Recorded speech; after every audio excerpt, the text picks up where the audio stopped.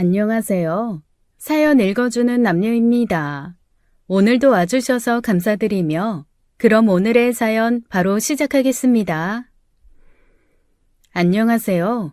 저는 암 선고를 받고 죽을 날만 기다리는 50대 여성입니다. 사람이 죽는 순간엔 살아온 세월이 주마등처럼 스친다고 하잖아요. 곧장 죽는 것도 아닌데 죽을 날을 잡아뒀다고 하니 요즘 들어 지난 일들이 자꾸 떠오르곤 합니다. 제 기억의 대부분은 시어머니로 가득 차 있습니다. 그래서 오늘 여러분께 들려드릴 이야기도 제 시어머니에 관한 이야기예요. 저는 다시 태어나도 친정엄마가 아닌 시어머니를 다시 만나 모녀로 살고 싶은 사람이거든요. 저는 19살 당시에도 또래 친구들보다 꽤 이른 나이에 시집가게 된 이유는 18에 고아가 되었기 때문입니다. 살던 마을에 수해가 났는데 불어난 강물에 부모와 동생까지 삽시간에 휩쓸려 가버린 거예요. 물난리에 집 잃은 사람은 많았지만 가족을 잃은 사람은 저뿐이었어요. 그러니 마을 사람들은 집을 잃고도 소나 돼지를 잃고도 제 앞에서는 감히 우는 소리를 낼 수도 없었죠. 아유, 희자 저거 어쩌면 좋아. 온 식구가 다 죽고 저 혼자만 살았으니 그게 사는 거야? 친척이 없대? 보니까 장례식에 그래도 사람이 좀 온 것 같더니.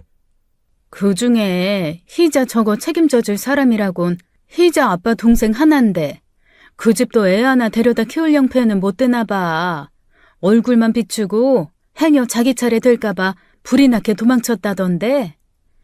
그래봤자 2년 후면 성인인데 좀 봐주지. 참 너무한다 너무해. 먼저 간 사람만 서럽지. 자식 혼자 덜렁 남기고 희자 엄마 희자 아빠 마음이 오죽하겠냐고. 유일한 친척이라고 할 수 있는 작은 아빠는 장례식에 왔다가 다시 오겠다더니 간간부소식이었어요. 마을 사람들은 이도저도 못한 채 그저 안타까워하며 동정어린 시선만 보내고 있었죠.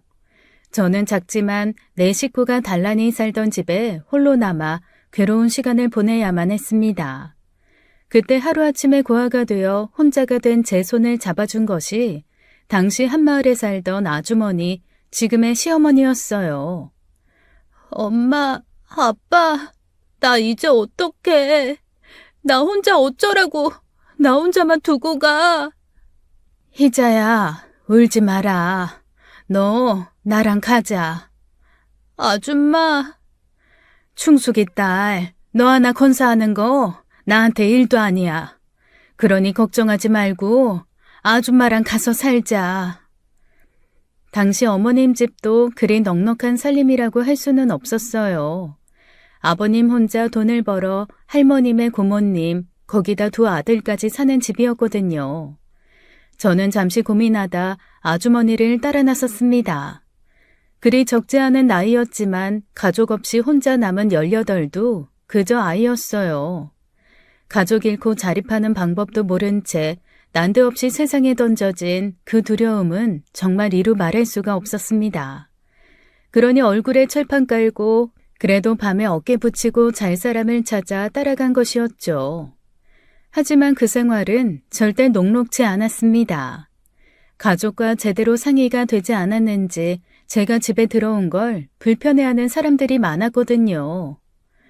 아유, 언니, 참 오지랖도 태평양이네. 어디 동네 고아들 다 데려다 키우지 그래요? 고모, 그렇게 이야기하는 거 아니에요. 한 동네 살면서 내가 희자 엄마한테 덕 본 게 얼마나 많은데요.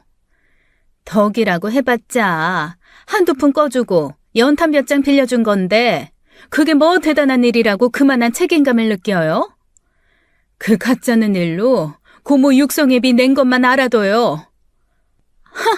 내가 그거 아니었음. 내가 고등학교 못 나왔을까 봐요? 우리 오빠가 벌어다 주는 돈이 얼만데. 그 대단하신 오빠 밑으로 딸린 식구가 한둘이 아니란 것도 좀 알아두고요. 사람이 돕고 살아야지. 오갈 곳도 없이 혼자 된 다 큰 애를 그 집에 혼자 두고 나와요? 시댁의 불평불만에도 어머니께서는 전혀 굽히지 않고 제 편에 서주셨습니다. 열렬히 환영하는 사람은 없었지만 덕분에 저는 안전하게 그 집에서 살 수 있게 되었죠. 구박 좀 받는 건 일도 아니었어요. 우리 집은 마을에서도 좀 낮은 지대에 있어 수해로 집과 얼마 안 되는 살림도 다 젖어 쓸모가 없어졌거든요. 반면 시댁은 비교적 높은 지대에 있는 집이라 피해가 덜했고요. 게다가 혼자 잠드는 게 싫어 가족의 장례가 끝난 후에도 등을 붙이고 자본 적이 없었습니다. 그래서 좁더라도 안락하고 사람 온기가 느껴지는 집에서 머물고 싶었던 거죠. 어디서 저런 천덕꾸러기를 주워와서는. 가족 중에 저를 제일 마음에 안 들어한 사람은 시할머니였어요. 특히 밥때가 되면 밥알을 전부 셀기세로 제 밥그릇을 검사하곤 했습니다. 그리고 제 밥이 조금이라도 더 희게 보이면 여지없이 다른 밥그릇에 옮겨 담곤 했죠. 있는 밥그릇도 못 채울 형편에 숟가락만 늘리면 남은 식구들은 어쩌란 거야? 어머니, 그러지 마세요. 희자 이 집에 있는 동안 자기 목하게 할 테니까 그냥 눈 감아 주시라고요. 어머니 연탄가스 마시고 정신 잃었을 때 동치미 들고 버선발로 뛰쳐나온 게 희자 엄마인 거 아시잖아요. 어이구, 아주 사람 2번 살렸다간 집안 살림 거덜내지. 내가 아주 그냥 콱 저 세상 갔어야 할 일이야. 함께 밥 먹을 때마다 기다렸다는 듯이 시작되는 구박에 서러운 날도 많았지만 그럼에도 버틸 수 있었던 이유는 시어머니 덕분이었습니다. 식구들 눈치에 제대로 밥을 먹지 못하는 날이면 배가 고파 잠을 못 자는 날도 많았어요. 그건 또 그거대로 괴로웠던 게 뱃속에서 쉬지 않고 나는 배고동 소리에 시고모가 짜증스레 물이라도 마시고 오라고 면박을 주곤 했거든요. 희자야, 희자야, 잠깐 일어나서 나와봐. 그런 날이면 시어머니께서 조용히 저를 부르셨고 시어머니께서는 남몰래 삶은 감자나 달걀을 내어주며 줄임배를 채우게 했습니다. 죄송해요, 아줌마. 저 때문에 곤란하시죠? 곤란한 거 없어. 식구들 그러는 거 너무 속상해하지 마라. 영자라는 학교 친구가 있는데요. 그 친구가 숙식할 수 있는 공장을 소개해준댔어요. 이 집 나가면 후회라도 꼭 이 은혜는 꼭 갚을게요. 희자야, 네 엄마 꿈이 뭐였는 줄 알아? 우리 엄마 꿈이요? 학교라곤 초등학교밖에 못 다녀본 네 엄마 꿈은 어떻게든 너 고등학교는 마치게 하는 거였어. 하고 싶은 공부도 눈치 봐야 하는 시대에 태어난 네 엄마가 세상에 변해 좋은 거 딱 하나라더라. 자기 딸 눈치 안 보고 고등학교까지 보낼 수 있는 세상 됐다고. 그러니 고등학교는 나와. 그래야 내가 나중에 네 엄마 볼낯이 있을 것 같아. 하지만 육성회비도 만만치 않은데. 그 정도는 내가 어떻게 해볼 수 있으니까 걱정하지 마. 일을 하더라도 그 뒤에 하면 되고 마음에 짐이 있으면 그것도 그 뒤에 내려놔도 충분하니. 감사합니다. 감사합니다, 아줌마. 너무 세상 원망 마라. 그때 어머니께서는 이왕 눈칫밥 먹는 거 뻔뻔해져야 한다고 했습니다. 그래서 할머니가 뭐라고 하건 말건 고모가 뭐라고 하건 말건 한 귀로 듣고 한 귀로 흘렸어요. 시아버지께서는 저를 못마땅해 하시긴 했지만 불쌍하게 여기시기도 해서 대놓고 별 말씀은 안 하셨죠. 장남이었던 아주버님은 당시 이미 다른 지역에서 일을 하던 중이었고 저와 동갑이었던 제 남편은 같은 집에 머물면서 저를 은근히 도와주곤 했었습니다. 욕심도 많고 사람 부리기를 좋아했던 아주버님과 달리 남편은 어렸을 때부터 알아주는 동네 호구였어요. 착해도 너무 착해서 늘 친구들 배려하다 자기 간식 뺏기는 건 부지기수고 한 번은 친구 대신 자기가 한 숙제를 내어주고 대신 혼난 적도 있었거든요. 그 집에 들어간 후 3달쯤 지났을 때 제 생일이 있었어요. 말한 적도 없는데 시어머니는 어떻게 알고 그날 소고기를 넣고 미역국을 끓였더라고요. 지금이야 언제든 먹을 수 있는 게 미역국이지만 당시 시댁 살림으로는 소고기 넣은 미역국은 생일이나 먹을 수 있었습니다. 식구들 생일 때나 올라오는 미역국이 올라오니 또 시할머니가 심통을 내셨죠. 그때 나서준 것도 남편이었어요. 갑자기 웬 미역국이야? 없는 살림에 객식구 귀 빠진 날 챙기는 건 아닐 거고. 제가 먹고 싶다고 했어요. 선준이 네가? 갑자기 왜? 그냥 이맘때쯤엔 식구들 생일이 없어서 먹고 싶어서 엄마한테 부탁드린 거예요. 우리 손주가 먹고 싶다고 하면 먹어야지. 많이 먹어라. 더 주랴? 아니요, 괜찮아요. 많이 드세요, 할머니. 나중에 알고 보니 그날이 제 생일이란 걸 알려준 것도 남편이었답니다. 제 생일을 알고 있는 친구한테 물어봤던 모양이더라고요. 그게 뭐라고 지금까지도 그 일이 생각나 그렇게 고맙더라고요. 가족 없이 처음 맞는 생일이었고 축하해줄 부모님도 없어 울적했는데 그날 저녁 제게 선물도 줬었어요. 레이스가 달린 흰 양말이었죠. 뭘 사야 할지 몰라서 마음에 들었으면 좋겠어.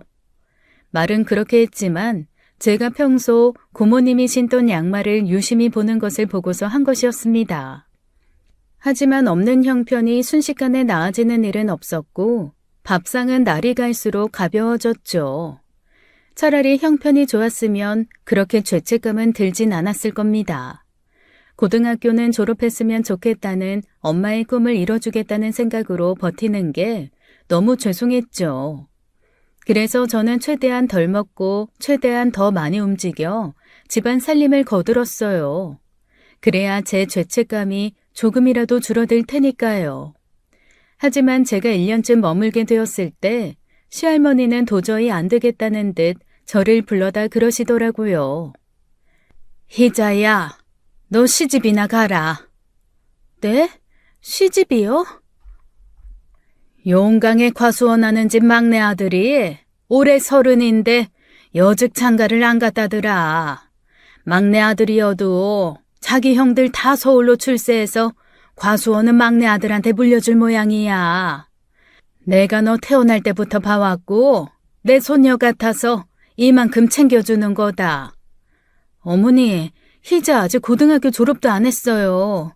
갑자기 시집이라뇨. 고등학교 졸업이 무슨 대수냐? 나 어렸을 땐 애 하나 있어도 이상할 나이도 아닌데. 어머님 어렸을 때랑 지금은 다르죠. 그러면 아가씨를 보내시지 왜 희자를 보내세요? 어머님 말 맞다나 애 하나 있어도 이상할 나이가 아니면 아가씨는 애 셋은 낳을 나이인데. 뭐야? 너 지금 말 다 했냐? 진짜 손녀딸 같았으면 그런 말 쉽게 못하시죠. 아가씨도 못 보낼 자리에 왜 희자를 붙여요? 희자야, 가서 저녁에 국 끓일 냉이나 다듬어라. 네. 나 말 아직 안 끝났어. 희자 너 그 집 가라. 언제까지 내 아들한테 얹혀 살 셈이야. 양심이 있으면 그런 자리도 마다할 일 아니다. 그날 냉이를 손질하며 얼마나 울었는지 모릅니다. 부모 없는 서름이 따로 있는 게 아니더라고요. 할머니는 제 형편에 그런 자리도 감지덕지라고 했지만 저는 시집가고 싶지 않았습니다. 차라리 공장에 들어가 일을 하면 했죠. 그때 한참 할머니와 신랑 일을 하시던 어머니께서 부엌에 들어오셨어요. 그러고는 제가 손질하던 냉이와 칼을 가지고 가시더니 무심히 툭 그러시는 겁니다. 희자 너 선준이 어떠니? 네? 선준이요? 선준이는 네가 좋단다. 너만 좋으면 나는 너 며느리로 괜찮아. 갑자기 그게 무슨 말이에요? 선준이랑 살면 너 객식구 아니야. 이 집에서 정정당당하게 살 수 있다 이 말이야. 가수원 집에 팔려가듯 시집 가고 싶어? 하지만 아줌마. 선준이도 좋고 너도 좋다고 하면 뭐가 문제가 되겠냐. 그건 전혀 생각지 못한 일이었습니다. 그때 남편이 저를 생각해주고 위해준다는 건 알았지만 감히 어떻게 그 집 아들과 결혼하겠다는 마음을 먹을 수가 있었겠어요.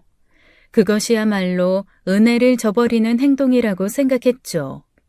세상에 어떤 부모가 자기 아들을 부모도 없는 여자애랑 결혼시키고 싶었겠어요.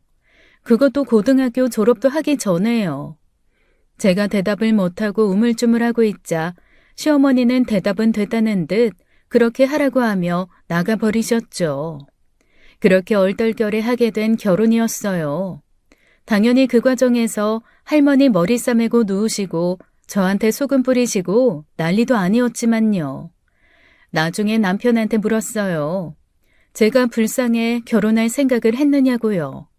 그걸 살면서 몇 번이나 물었는데 남편 대답은 한결같았죠. 불쌍해 결혼하는 사람이 어딨어. 희자 네가 좋아서 한 결혼이지. 한 번도 후회한 적 없어.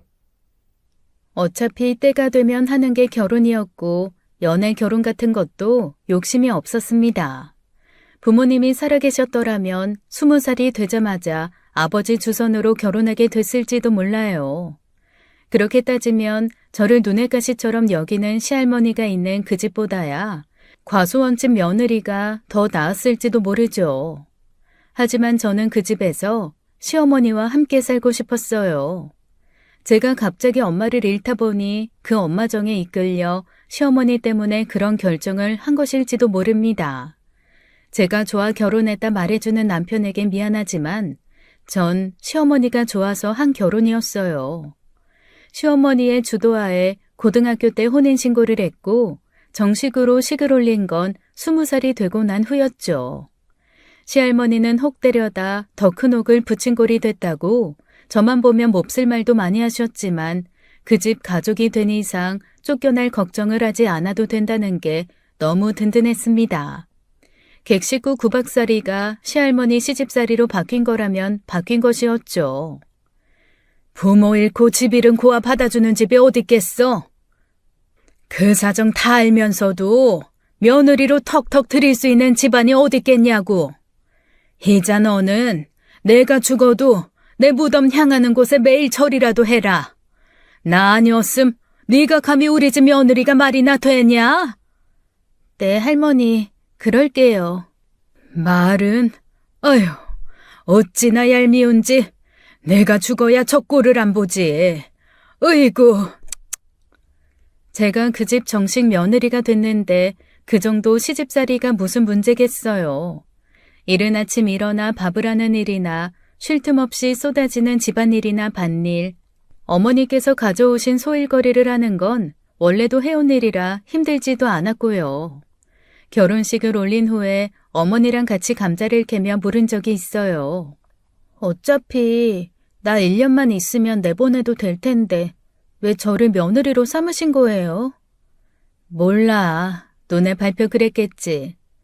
사람 인생 꽃보다 더 허무하게 진다지만 충숙이 죽고 나도 알게 모르게 충격이 좀 컸어. 너도 네 시할머니 봐서 알겠지만 보통 분 아니시잖냐.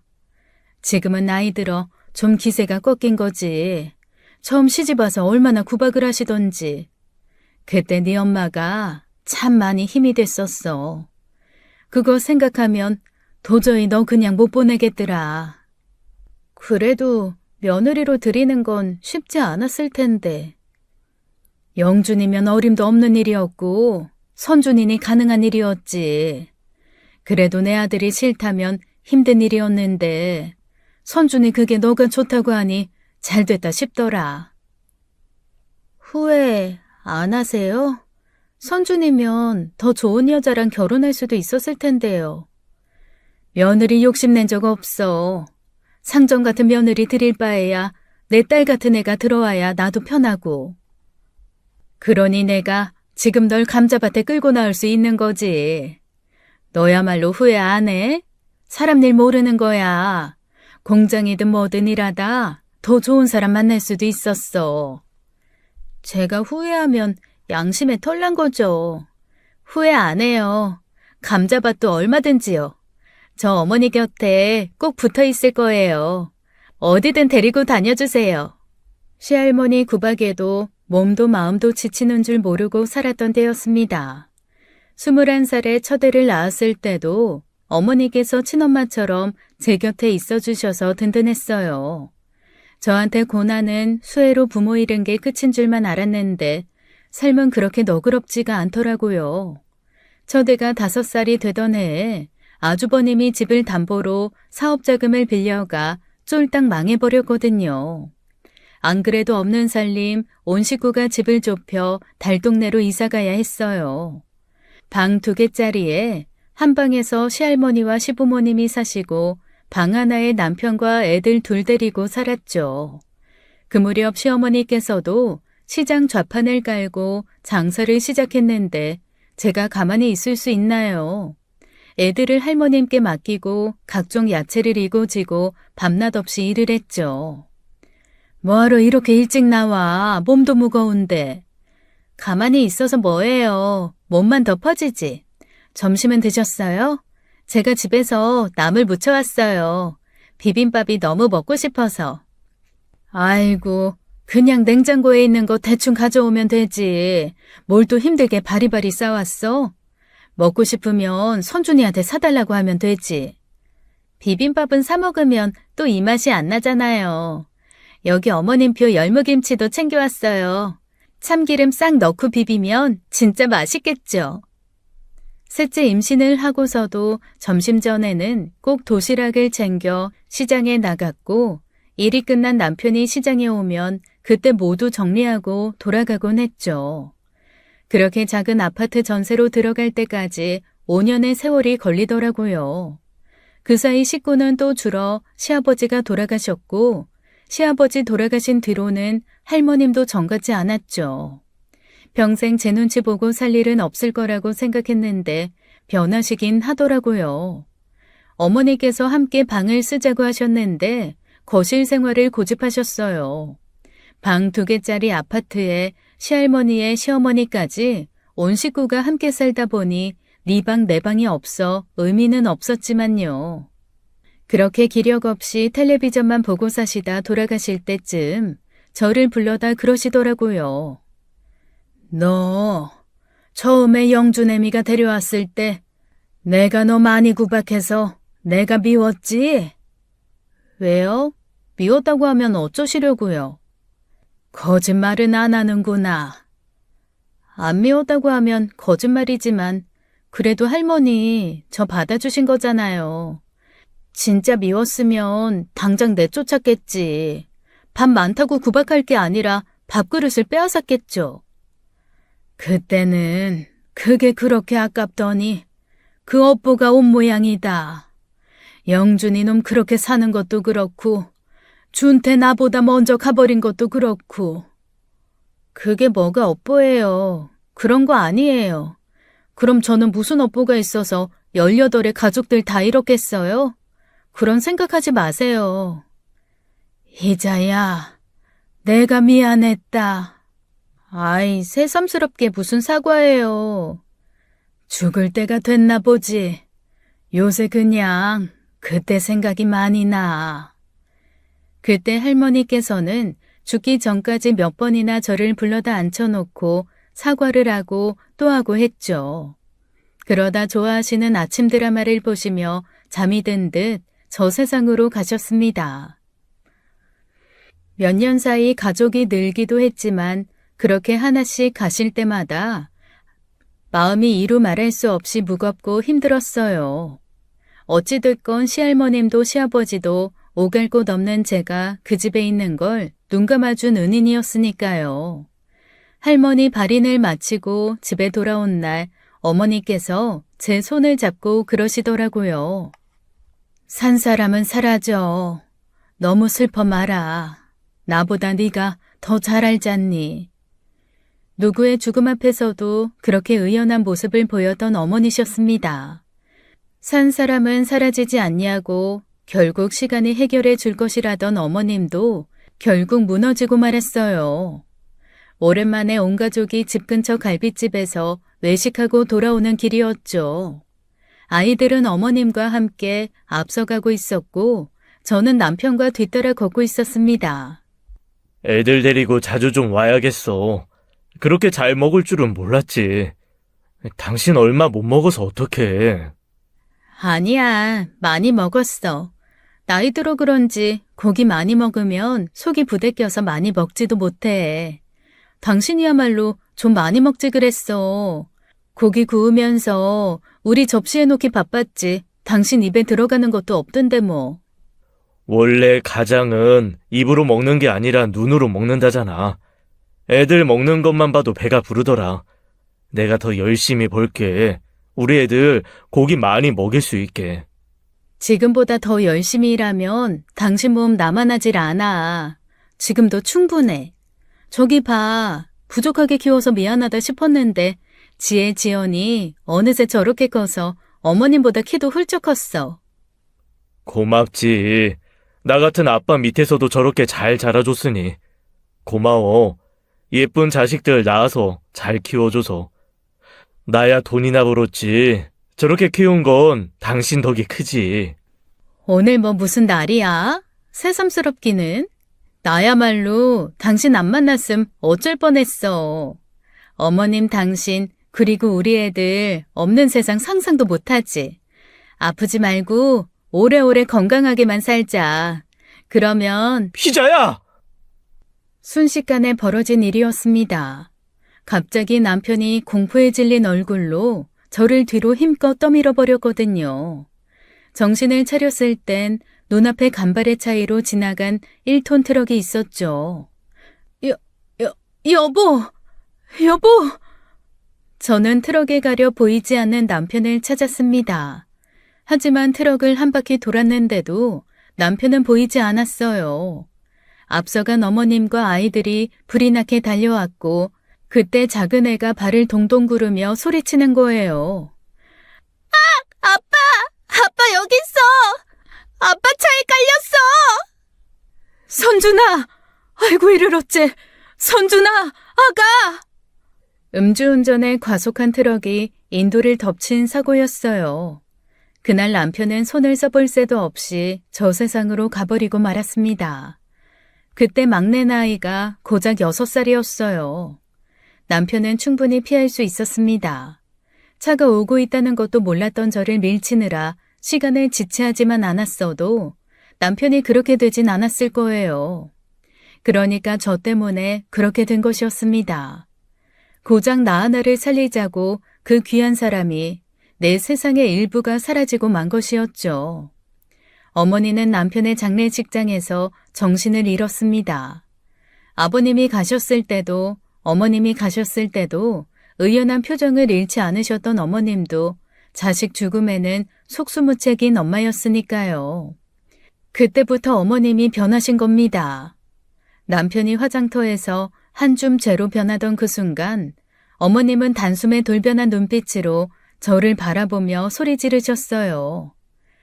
이 나쁜 년, 너 때문이다. 내 아들 네가 죽였어. 내 아들 잡아먹은 년, 이 나쁜 년. 그때 심장이 그냥 저 아래로 곤두박질 칠 것 같은 그 심정은 죽어서도 잊지 못할 겁니다. 사랑하는 남편을 잃은 슬픔보다도 그때 어머님 그 한마디가 더 큰 충격이었어요. 어머님은 그냥 시어머니가 아니라 내 두 번째 엄마나 다름없었던 사람이었으니까요. 그런 사람의 입에서 그런 말이 나왔으니 그 심정 이루 말할 수 없었죠. 그야말로 그냥 죽고 싶은 생각뿐이었습니다. 자식도 아무것도 보이지 않더라고요. 그 뒤로 시할머니만 없으면 절대 없을 것 같던 아주 지독한 시집살이가 시작되었어요. 시어머니는 저만 보면 눈을 부라리고 혼잣말로 욕을 할 때도 많았죠. 사람이 한순간에 어떻게 저렇게 바뀔 수가 있나 싶더라고요. 그 심정 충분히 이해했습니다.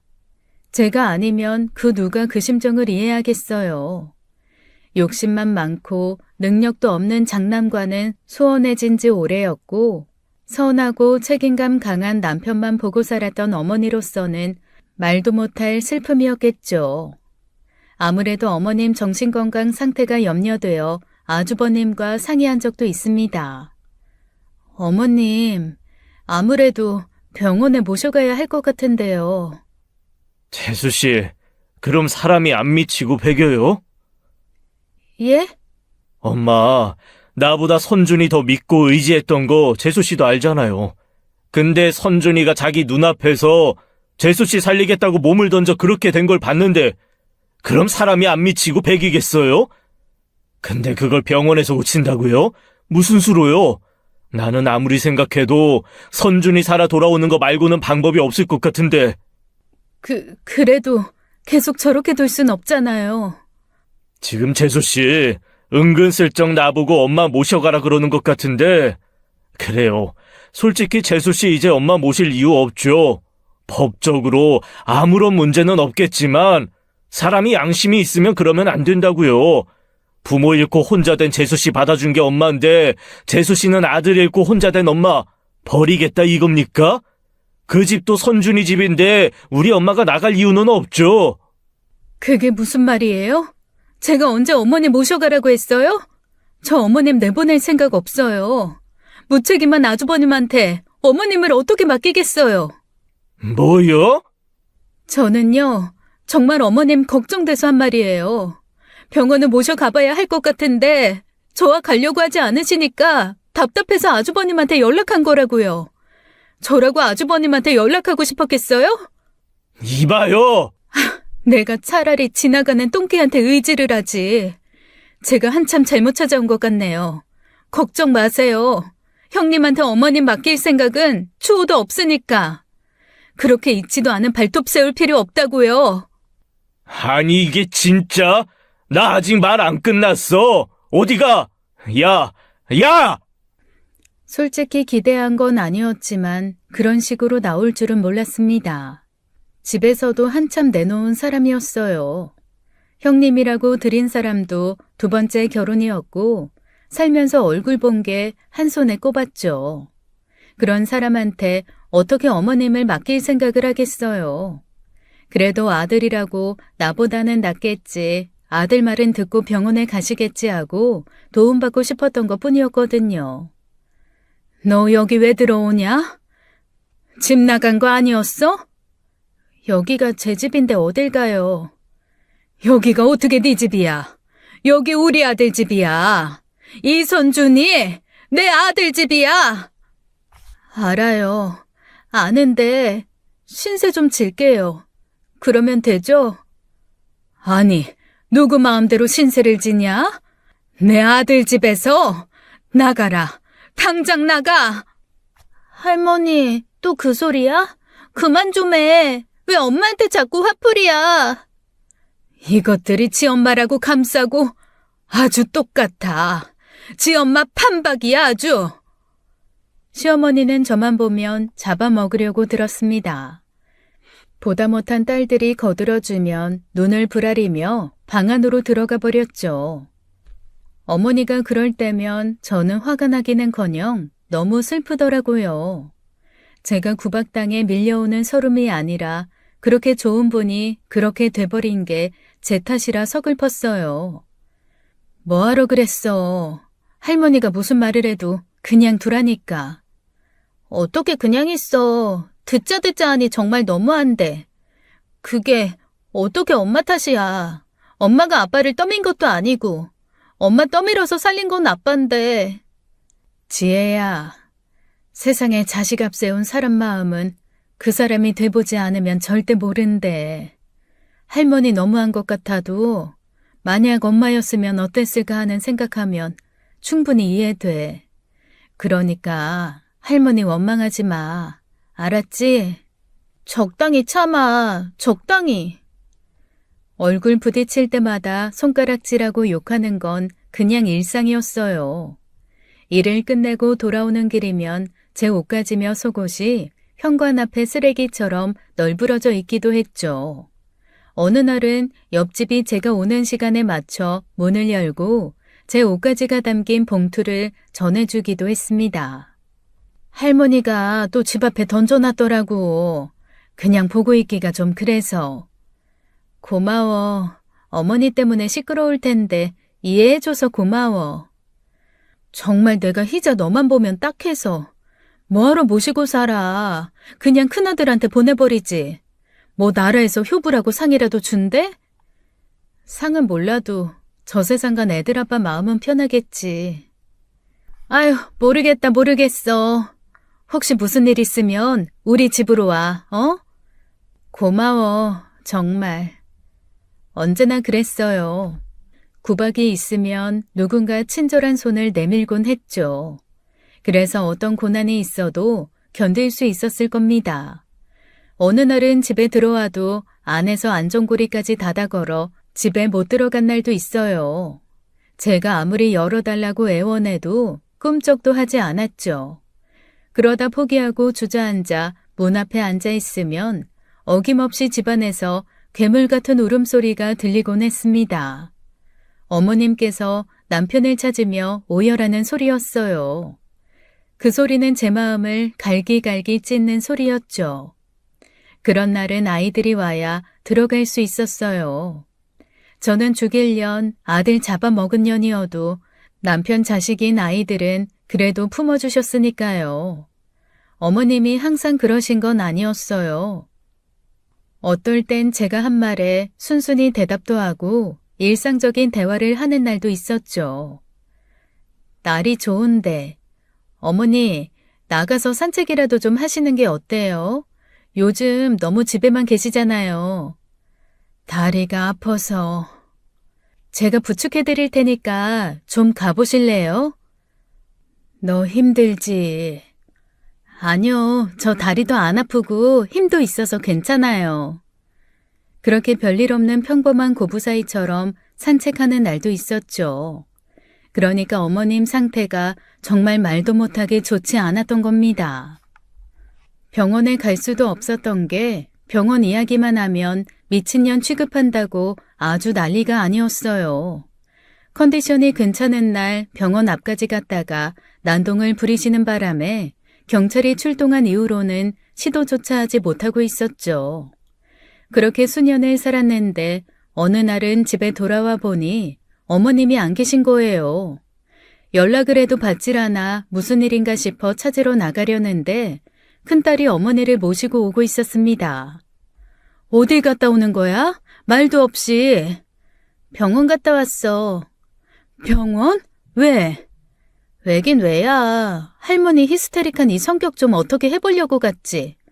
허구한 날 엄마 죽으라고 연부를 했는데 나 대학 가면 어떻게 감당하고 살까 싶어서.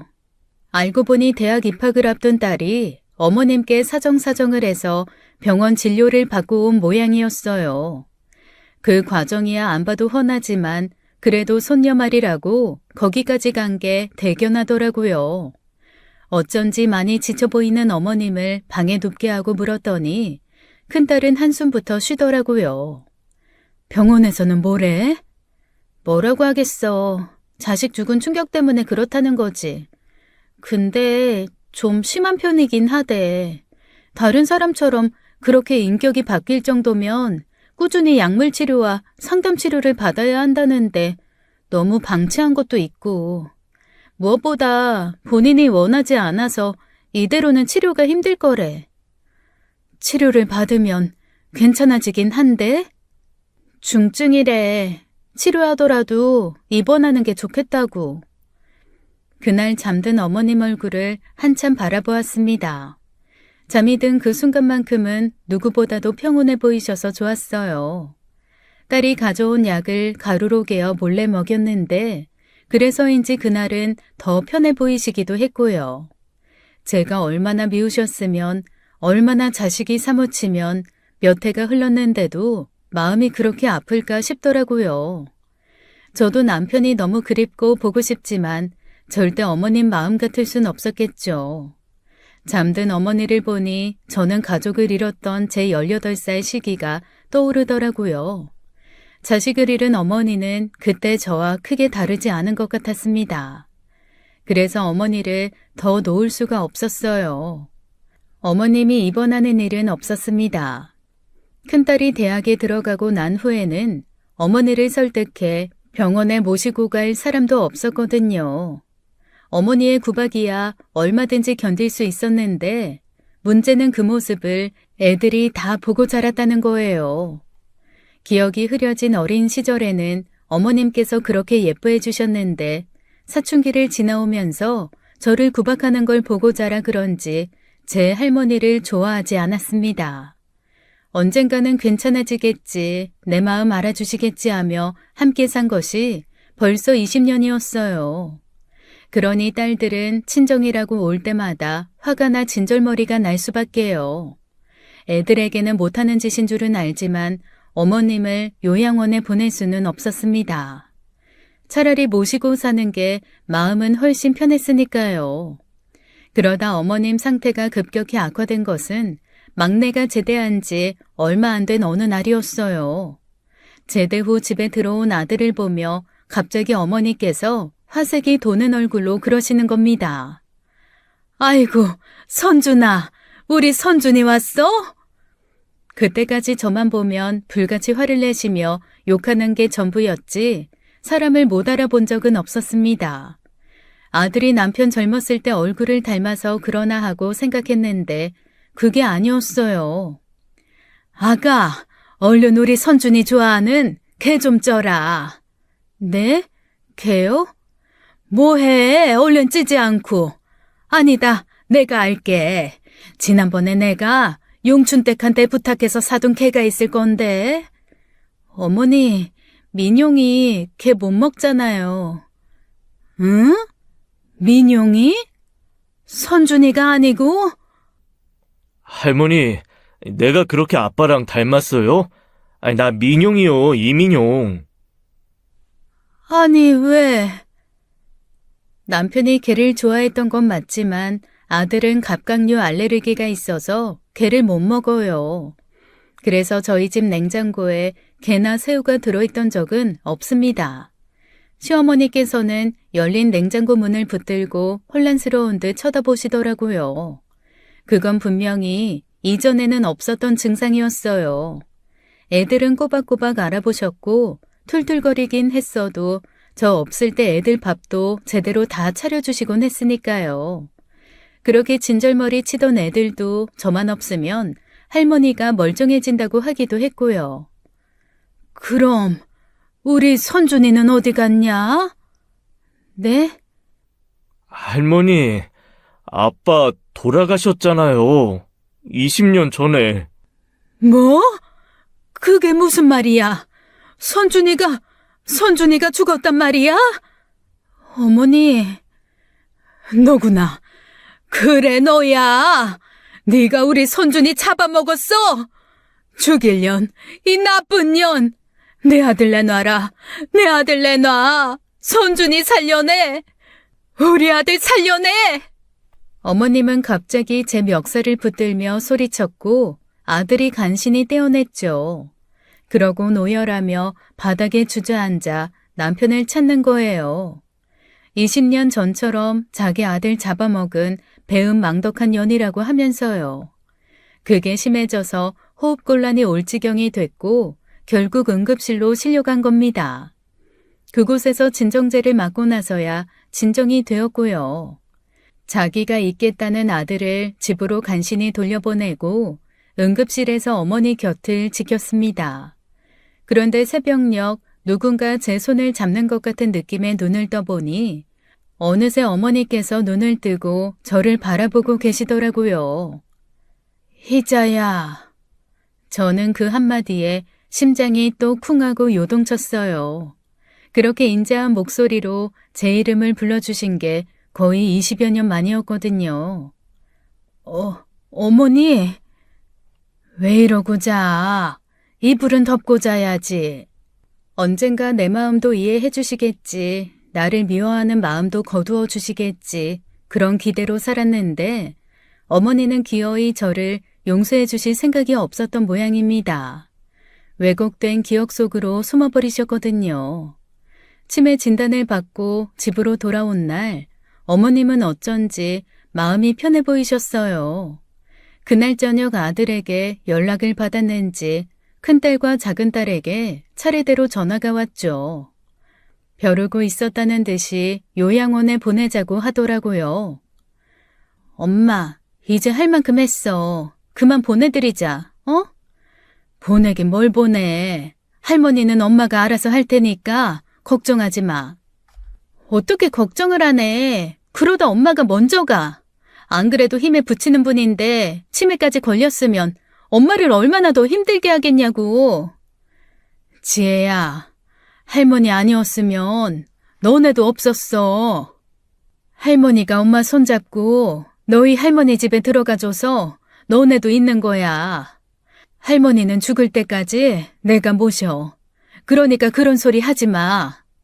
자식 이기는 부모 없다지만 다른 문제라면 몰라도 그 문제로는 자식에게 져줄 생각이 없었습니다. 치매 걸렸다고 병에 걸렸다고 요양원에 보낼 생각이었으면 진작 보냈을 거예요. 그 뒤로 상태가 괜찮아질 때는 저와도 순순히 병원에 가기도 했지만 상태가 좋지 않을 때는 다시 죽일년이 되어 한바탕 씨름을 해야 했습니다. 병원에서는 오래전부터 정신적인 문제를 안고 온 것이 원인이 되어 치매 증상이 꽤 빠르게 진행되는 편이라고 하더라고요. 그래서인지 화장실을 찾지 못하고 그 자리에서 실수하는 날도 있었고 어느 날은 방에서 똥칠갑을 해둔 적도 있었어요. 그런 일도 저한테는 아무것도 아니었습니다. 얼마든지 견딜 수가 있었어요. 저에게 닥칠 일에 비하면 그건 새발의 피였고 누워서 떡먹기였죠. 선생님, 뭐라고요? 제가 암이요? 이미 주변 장기에도 전이된 것으로 보여요. 하루빨리 수술은 해야겠지만 사실 수술하더라도 결과를 장담하기는 어렵습니다. 검사가 잘못된 거 아닐까요? 저 그냥 며칠 소화가 좀 안 됐던 거지 그렇게 아팠던 것도 아니에요. 암이라뇨? 제가 왜요? 어머님 일로 고단해 소화가 안 된다고 생각했었습니다. 제가 밥을 제대로 먹지 못하는 것을 보고 딸이 정기검진을 받아보라 성화해서 간 병원이었어요. 저는 믿기지가 않았어요. 다른 사람도 아니고 다른 병도 아니고 제가 위암이라뇨. 그것도 이미 손쓸 타이밍을 놓쳤을지도 모르는 전이암이었습니다. 눈앞이 캄캄해지면서 가장 먼저 어머니 어떡하지 그 생각이 들더라고요. 자식보다 제가 없는 세상에서 혼자 남을 어머니가 더 눈에 밟힌 겁니다. 그날 저녁 집에 돌아와 보니 어머니께서는 양푼에 간장을 콸콸 들이부어 놓고 있었습니다. 먹지도 못할 밥을 입에 꾸역꾸역 넣다 옷은 시커먼 간장으로 다 젖어 있었고요. 그걸 옆에서 아들이 쩔쩔매며 실랑이를 벌이고 있었죠. 저는 그날 처음으로 어머니께 화를 냈어요. 아무리 설득해도 간장 그릇을 안 주셔. 민용이 너 들어가. 어머니, 간장 그릇 저 주세요. 내 거야. 내 밥이야. 인연이 이제 내 아들도 모자라 내 밥그릇까지 빼앗아 가려고 들어? 주시라고요. 이게 무슨 밥이에요? 간장이지. 그 과정에서 간장 그릇이 다 쏟아져서 소파며 거실 바닥에 아주 난장판이 되었습니다. 저는 너무 화가 나서 그릇을 부엌으로 냅다 던져버렸어요. 대체 언제까지 이러실 거예요? 아들 잡아먹은 년집에서 20년을 얹혀 사셨으면 그만할 때도 됐잖아요. 엄마! 차라리 저랑 같이 죽어요. 나랑 같이 가요. 애들 고생시키고 눈칫밥 먹으면서 뭐 할래요? 그냥 나랑 가요.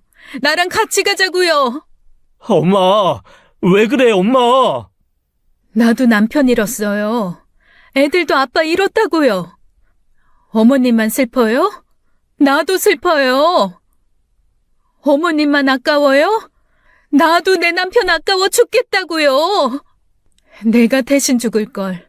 내가 죽었어야 했는데, 애들 아빠가 살았어야 했는데, 살면서 그 생각을 몇 번이나 했는데요. 저요, 지금도 그날이 꿈으로 보여요. 그때마다 내가 어떻게든 버텨야지. 어떻게든 내가 차에 치여봐야지 그래도요.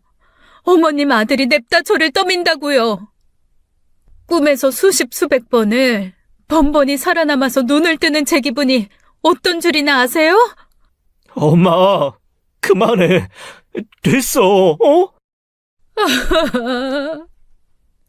어머니께서는 제가 그렇게 오열하며 소리치는 동안 아무 말도 하지 않고 저를 빤히 바라보기만 했습니다. 20년 만에 처음으로 그런 이야기를 내뱉었는데도 속이 후련하지가 않더라고요. 그런데 갑자기 어머님이 불쑥 그러시는 거예요. 청두리 가고 싶다. 그곳은 제가 태어나고 어머님과 가족이 됐던 그 고향이었습니다. 그러고는 또 넋을 놓은 사람처럼 멍하게 앉아만 있더라고요. 그때 결심했어요. 시작된 곳에서 끝을 내자. 이 악순환을 절대 애들한테 물려주지 말고 내가 책임지자고요. 아들이 잠든 새벽 아이들에게 남긴 편지 하나를 두고 조용히 시어머니를 데리고 밖으로 나왔습니다. 시어머니는 순순히 저를 따라 나섰죠. 청두리 가니? 네, 청두리 가요. 좋으세요? 좋지. 좋다. 거기 다 있잖냐. 청두리 마을. 그곳은 세월이 많이 흐르면서 모양새도 많이 바뀌었지만 딱히나 바뀌지 않은 것이 있었으니 바로 마을 앞을 가로지르는 천이었습니다. 어린 시절 친구들과 물놀이하던 내 놀이터이자 내 부모를 앗아간 지옥, 그러면서도 내 고향이요. 저는 어머니를 모시고 마을 한 바퀴를 천천히 돌았어요. 시아버지와 할머니 산소도 가고 저희 부모님 산소도 들렸죠. 충수가 나왔어. 네 딸 데리고 왔어. 어머니, 우리 엄마 아직도 기억나세요? 기억나다 뿐이냐. 어제 일처럼 선명한데. 큰일이야. 나 너무 늙어가서 저 세상에서 충숙이가 나 못 알아볼 텐데 어쩌냐? 그런 걱정하지 마세요. 저는 차마 어머님께 같이 가드린다고 말하지 못했습니다. 부모님 앞에서 그런 소리를 할 수 없더라고요.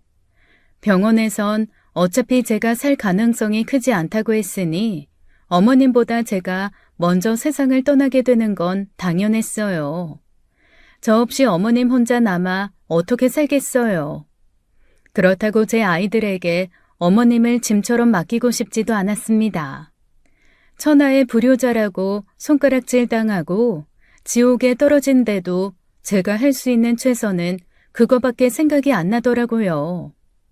저는 어머니를 데리고 마지막으로 마을 앞천으로 갔습니다.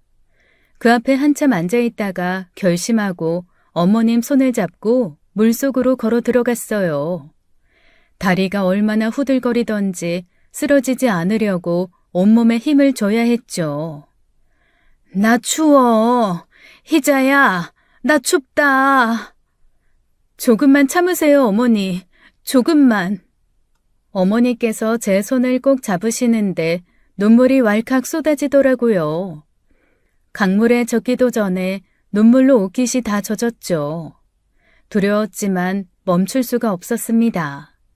그때가 아니면 그런 결심을 두 번 다시 하지 못할 거라고 생각했으니까요. 그러다 저보다 물속에서 발을 헛디딘 시어머니께서 발버둥 치기 시작했어요.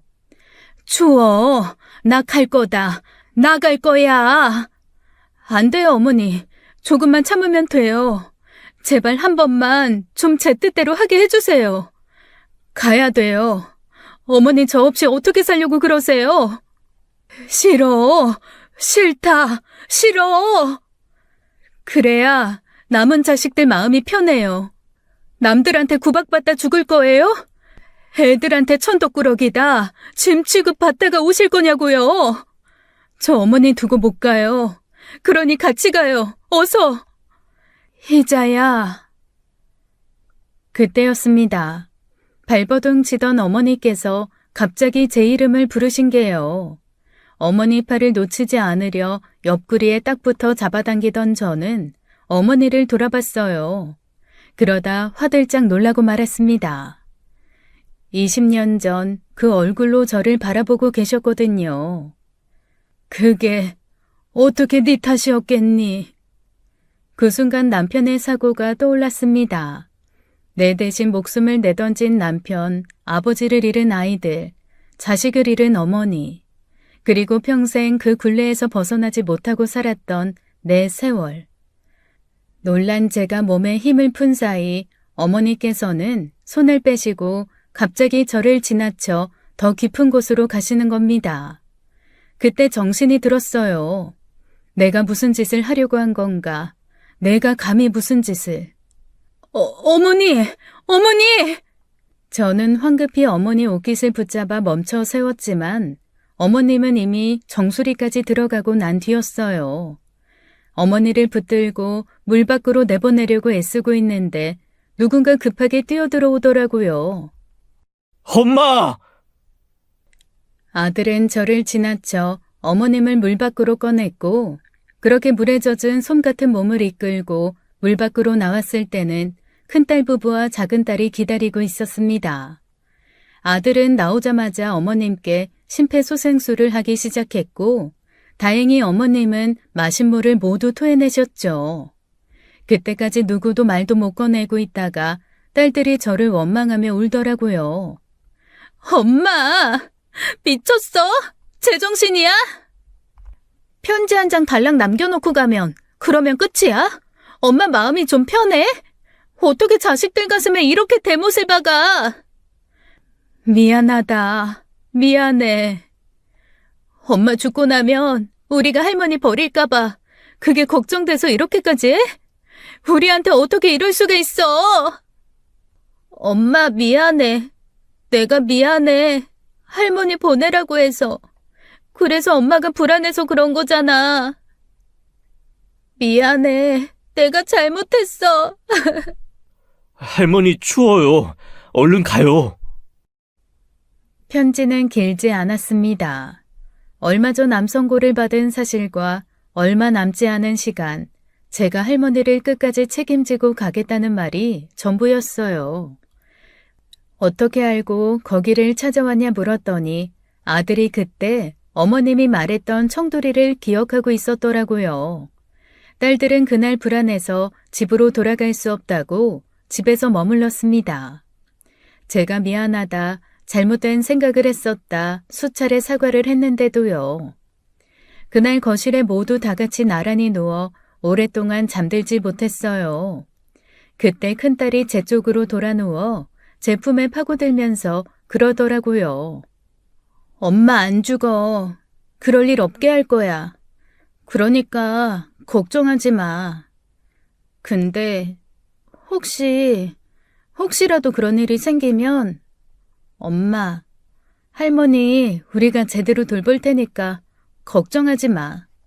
그날 저는 밤새 아이들이 훌쩍이는 소리를 들어야 했습니다.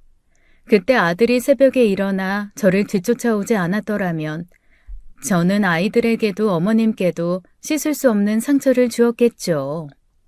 아이들이 잠들고 나서야 저는 조용히 몸을 일으켜 어머님께 갔습니다. 어머님도 곤히 잠이 들어 있었어요. 저는 그때 어머님이 제 손을 뿌리치고 먼저 들어가려 하셨던 게 계속 마음에 걸렸습니다. 어머님께서도 얼마나 괴로우셨겠어요. 저를 미워하고 싶으셨지만 제대로 미워하지도 못하시고 계셨던 거겠죠. 언젠가 저 세상에 가게 되면 그때는 다시 물어보려고 합니다. 제가 진짜 그렇게 미우셨냐고, 아니면 고향에서 내 탓이 아니다고 했던 그 말이 진심이었냐고요. 저는 수술을 하기로 했습니다. 결과가 어찌됐든 할 수 있는 건 다 해봐야 하지 않겠냐는 자식들의 성화에 오른 수술때이죠. 작은 딸에게 어머니를 맡기고 왔는데 병원으로 모시고 왔더라고요. 어머니, 저 수술 받고 집에 갈 테니까 얼른 돌아가 계세요. 네? 어디 아파? 아픈 건 아니고 그냥 몸에 뭐가 있어서 그것만 떼면 된대요. 아프지 마, 희자야. 아프지 말어. 네가 왜 아파? 시어머니께서 제 손을 연신 쓰다듬어 주시는데 눈물을 참느라 혼났습니다. 마지막일지도 모르는 그 순간에는 웃는 얼굴만 보여주고 싶었거든요. 그렇게 수술대에 올라 눈 감는 그 마지막 순간까지도 어머님 생각뿐이었어요. 그래서 간절히 기도했죠. 어머님이 혼자 되는 일이 없게 가족을 잃고 혼자 된 저 같은 처지가 되지 않도록 한 번만 더 기회를 달라고요. 오래오래 사는 건 바라지도 않으니 그저 어머님보다 하루만 더 살 수 있게 해달라고 간절히 빌었습니다. 그 기도가 통했는지 저는 무사히 수술을 끝내고 눈을 뜰 수 있었어요. 앞으로 제게 얼마나 더 많은 시간이 남았는지는 모릅니다. 하지만 반드시 어머님보다 먼저 가는 일은 없을 거예요. 제가 어떻게든 버텨낼 거거든요. 지금까지 사연 읽어주는 남녀였습니다. 끝까지 시청해주신 여러분 감사드리며 저희는 다음 사연으로 돌아올게요. 감사합니다.